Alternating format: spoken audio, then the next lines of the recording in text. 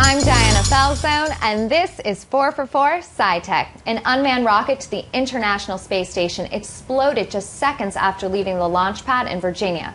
What does this mean for U.S. commercial spaceflight? You know, it has to be a setback. Obviously, Orbital Sciences, the company that was involved in this, is investigating, so we don't know yet what happened. But there is attention being focused on the fact that Orbital Sciences is using refurbished Soviet-era rockets. And I just think, you know, for the United States, while we have these big ambitions to get all this material and eventually people back into space, like, is this the way that we need to be going? I just think it sends out the wrong message. I know it's devastating, but it would be a real shame if this shed a negative light on the commercial spaceflight industry. You know, SpaceX and Boeing, they're getting us to space for a fraction of the cost, and we need that right now. So yeah, these errors, they're terrible, but they're rare, and they happen to be more significant and visible. But we shouldn't let that stop us from hybridizing NASA and commercial spaceflight. It is rocket science. It's hard.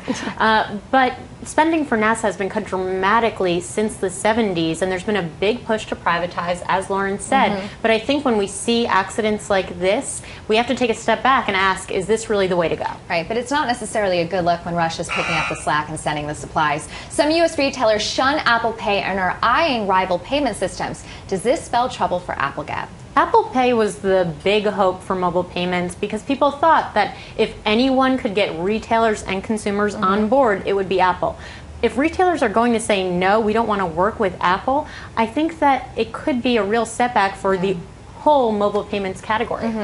Maybe. I also think that, you know, Apple can't have it its own way all the time. So I think it's interesting that we've seen some pushback from, like, a really, like, a huge chunk of the industry here. And, you know, at the end of the day, like, it's consumers who are going to be the most important people here. So it's like, it's what consumers want and need that I'm more concerned about than what Apple wants and needs. Right, and the retailers are saying that consumers want all these alternative payment systems, like Walmart wants its own Walmart card on your phone. No, I just want my credit card or my debit card on my phone. That's all I need. And if Apple Pay streamlines that process for me, I don't need anything else. That's the whole thing is about streamlining. It goes back to credit cards. The more credit cards you have, the more confusing it gets, and the more that you actually endanger your credit score. And this could be the same for mobile payment devices. IBM is helping to fight against Ebola with new tech. Can tech help tackle Ebola, James? Look, anything that we can bring to bear with Ebola at the moment is good. And obviously IBM has a lot of cloud analytics technology at its disposal, and it's bringing this to bear in Sierra Leone. I think it's good. It's collating data from local communities,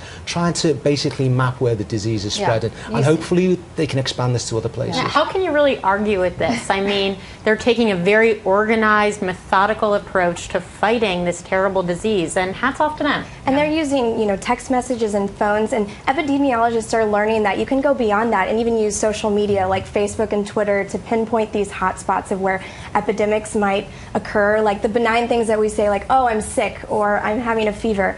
That tells a lot about what's going on in the area around you. Right, and they're using heat mapping technology, so you actually can see, like you called it, hot spots. So they're able to be one step ahead of where Ebola is or where Ebola could be outbreaking and protect the people, and then also get the help that they need at that time. Now, artificial intelligence has long been discussed, but it has arrived in the shape of a friendly little robot.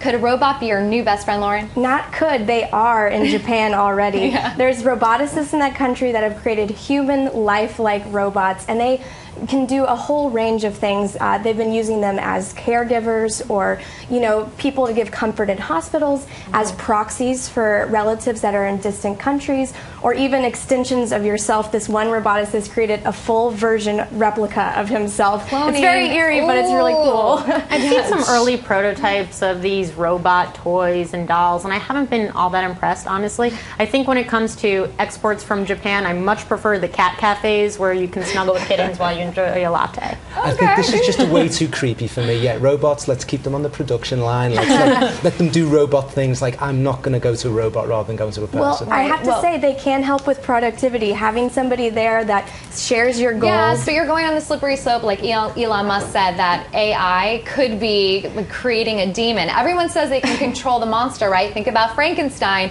but then the monster comes alive, and ooh, same thing with artificial intelligence. Now you know what we think. What do you think? Tell us on Twitter with the hashtag 4for4SciTech.